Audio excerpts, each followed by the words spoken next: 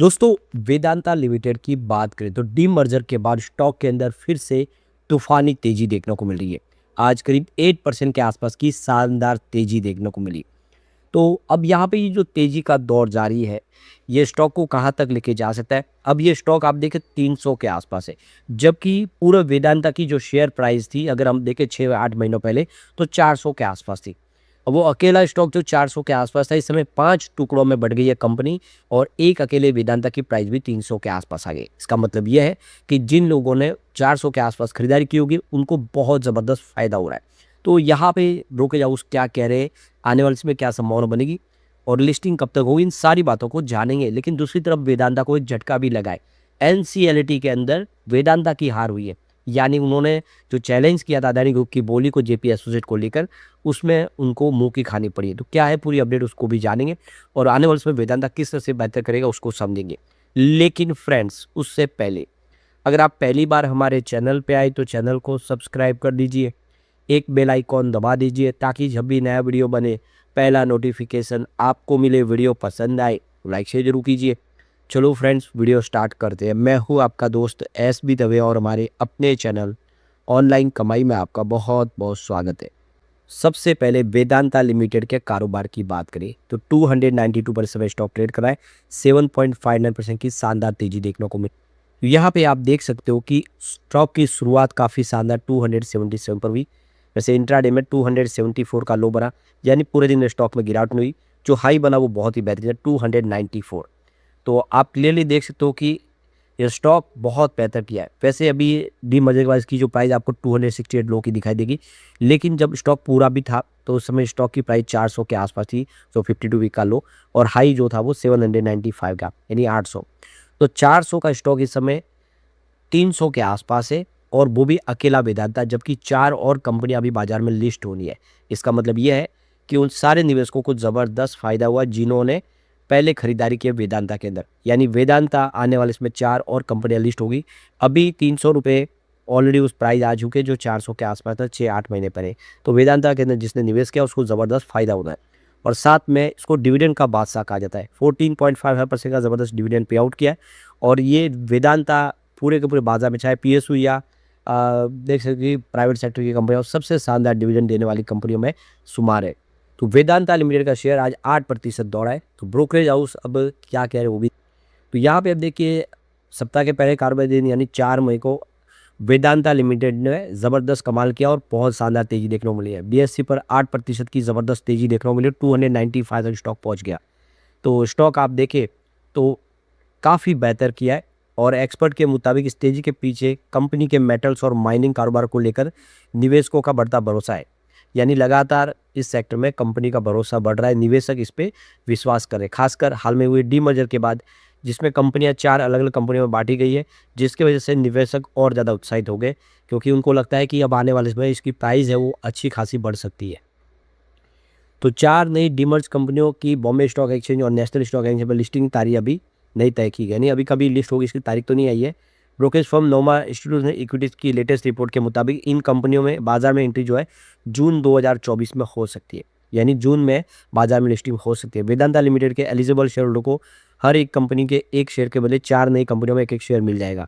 यानी आपके पास एक शेयर था पहले डीमर्जर के पहले, तो आपको 4 और नए मिलेंगे, टोटल आपके पास 5 शेयर हो जाएंगे कंपनी के अंदर। तो इन्वेस्ट पीएमएस के बिजनेस हेड जो है हर्षल दसानी, उनका कहना है कि डीमर्जर के बाद वेदांता अब एक ज़्यादा फोकस कंपनी बन गई है। पहले कंपनी कई अलग अलग बिजनेस में फैली हुई थी, लेकिन अब इसका ध्यान कुछ खास सेक्टर पर ज़्यादा है। हालांकि इसका दूसरा पहलू ये भी है कि अब कंपनी का कारोबार पहले की तुलना में ज़्यादा सीमित हो गया है, जिससे जोखिम भी बढ़ सकता है। ये बता दें कि अब कंपनी की वैल्यू मुख्य रूप से Hindustan zinc limited, base metals, semiconductor, display और स्टेनलेस स्टील जैसे कारोबार पर निर्भर करेगी। इससे कंपनी के कामकाज को समझना आसान होगा, लेकिन निवेशकों को अब नए तरीके से कंपनी की वैल्यू का आकलन करना होगा। पहले पूरी कंपनी थी, लेकिन अब बिजनेस बढ़ चुका है, तो आने वाले समय उसके हिसाब से इसका निर्णय लिया जाएगा। उन्होंने नए निवेशकों को सलाह दी कि केवल इसीलिए निवेश न करें कि शेयर सस्ता लग रहा है। निवेशक का फैसला सोच समझ कर लेना चाहिए। अब निवेश करते समय ये देखना जरूरी होगा कि कंपनी पर कितना कर्ज है, नई कंपनियों की वैल्यू क्या है, कमोडिटी मार्केट का ट्रेंड कैसा है, डिविडेंड मिलने में संभावना कितनी है, और कितनी पैसा खर्च कर रही है कंपनी आने वाले समय में। उनका मानना है कि पुराने निवेशकों को इस नए स्ट्रक्चर का फ़ायदा मिल सकता है, लेकिन नए निवेशकों को थोड़ा इंतज़ार करना चाहिए ताकि सही कीमत का अंदाज़ा लगाया जा सके आने वाले समय में। तो डीमर्जर का मतलब है कि एक बड़ी कंपनी को अलग-अलग हिस्सों में बाँट दिया जाता है ताकि हर बिज़नेस को अलग पहचान मिल सके। वेदांता लिमिटेड ने भी यही किया, उनके कारोबार को 4 नई कंपनियों में बाँट दिया गया। इस योजना के तहत जिन निवेशकों के पास वेदांता के शेयर थे, उन्हें हर एक शेयर के बदले 4 नई कंपनियों के एक शेयर दिए जाएँगे। कंपनी ने डीमर्जर के लिए 1 मई की डेट रिकॉर्ड फाइनल की थी। तो 1 मई के पहले जिनके डीमैट अकाउंट में शेयर थे, वो एलिजिबल है, उन सबको यहाँ पे शेयर एक्स्ट्रा मिलने जा रहे हैं। लेकिन आप देखें तो 12 डे बंद था, उसकी वजह से 30 अप्रैल को ही खास प्री ओपन सेशन रखा गया था। उस दिन शेयर की प्राइस हमने देखी थी और कम हो गई थी जो डीमर्जर के बाद। तो डीमर्जर के बाद वेदांता लिमिटेड की अपने एल्यूमीनियम, ऑयल, गैस और पावर आयरन स्टील बिजनेस को अलग लिस्ट करने जा रही है। कंपनी के सीएफओ अजय गोयल के मुताबिक 6 से 8 सप्ताह के अंदर सभी यूनिट अलग-अलग लिस्ट हो जाएगी, जिससे कुल मिलाकर 5 अलग कंपनियां बाजू में मौजूद होगी। इस कदम से हर बिजनेस की अलग पहचान बनेगी, निवेशकों को भी ज़्यादा पारदर्शिता मिलेगी और निवेश करने के लिए उनको ऑप्शन भी मिलेंगे। तो 6 से 8 सप्ताह का समय ले सका है, नहीं ये आप देख सकते हो कि ये हो सकता है कि लगभग 1 से 1.5 महीने के अंदर इसकी लिस्टिंग हो। जून तक की संभावना बनी रही है। तो कंपनी की भविष्य की रणनीति काफ़ी मजबूत नजर आ रही है। मैनेजमेंट का कहना है कि अगले 3 साल में कंपनी अपने कर्ज को घटाकर $3 बिलियन तक लाने का लक्ष्य लेकर चल रही है। इसके अलावा रुपए में कमजोरी भी कंपनी के लिए फायदेमंद साबित हो रही है, क्योंकि हर 1 रुपये की गिरावट से कंपनी के एबिटाडा में करीब 1000 करोड़ रुपीस का फायदा होता है। ये सबसे बड़ी बात है। यानी हमारा रुपया अगर 1 रुपया गिरता है तो कंपनी को 1000 करोड़ का फायदा होता है। ये सबसे बड़ी बात है और इसी वजह से कंपनी इस समय काफ़ी अच्छा पैसा कमा रही है और रिजल्ट इस बात बहुत ही बेहतरीन है। वो रिजल्ट में हमने रिफ्लेक्ट होते हुए देखा है। जो डॉलर कमज़ोर होने की, रुपया कमज़ोर होने की डॉलर के सामने कंपनी को बहुत सारा फायदा हुआ है। अब यहाँ पे वेदांता लिमिटेड को बड़ा झटका लग गया है। अनिल अंबानी लगातार कोशिश कर रहे थे कि जेपी एसोसिएट उनको मिल जाए, क्योंकि उनके पास बहुत सारी एसेट है जो वेदांता के बिजनेस को बढ़ा सकती थी। लेकिन जो फाइनल उनकी एक आस थी वो भी खत्म हो चुकी है। एनसीएलटी ने वेदांता लिमिटेड की जो अपील थी उसको डिसमिस कर दिया है, ये खारिज कर दिया है। अब इस मामले में कुछ नहीं हो सकता। अदानी इंटरप्राइजेस का जो प्लान था जेपी एसोसिएट को लेकर, उसको मंजूरी मिल चुकी है और वेदांता की अपील खारिज हो गई। तो ये देख सकते हो कि अदानी ग्रुप के लिए आज काफ़ी अच्छा दिन है। उनमें तेज़ी भी देखने को मिली है, क्योंकि national company law appellate tribunal ने उनके फेवर में फैसला दे दिया और अदानी ग्रुप को यहाँ पे एक बड़ा शानदार मौका मिला है। लेकिन वेदांता ये अपील हार चुके हैं। तो अब अदानी एंटरप्राइजेस है जो टेक ओवर करेगी जेपी एसोसिएट की एसेट का। तो अपीलेट ट्रिब्यूनल ने अलाउड किया है कि जो लैंडर है वो अब भी इस पूरे बिड प्रोसेस को आगे बढ़ा सकते हैं, जो भी कार्रवाई है वो कर सकते हैं। तो यहाँ पे एनसीएलटी की तरफ से कहा गया कि कमिटी ऑफ जो क्रेडिटर्स यानी सीओसी वो आने वाले समय बिल्कुल उसी हिसाब से काम कर सकते, क्योंकि ये जो बिड जो इन्होंने मंजूर की है वो बिल्कुल कानून के दायरे में हुई है, पूरी तरह से लीगली है। इसमें किसी प्रकार का कोई भी उन्होंने गलत काम नहीं किया। तो यहाँ पे कोई भी मटेरियल इरेगुलेटरी भी नहीं हुई है। ये बात करें, किसी प्रकार का कोई रूल्स ब्रेक नहीं किया गया। तो बिल्कुल रेजोल्यूशन जो प्रोफेसर उन्होंने के जो प्रस्ताव था उसको मंजूर किया गया है। और इससे पहले सुप्रीम कोर्ट ने भी यही कहा था कि आप एनसीएलटी में जाइए।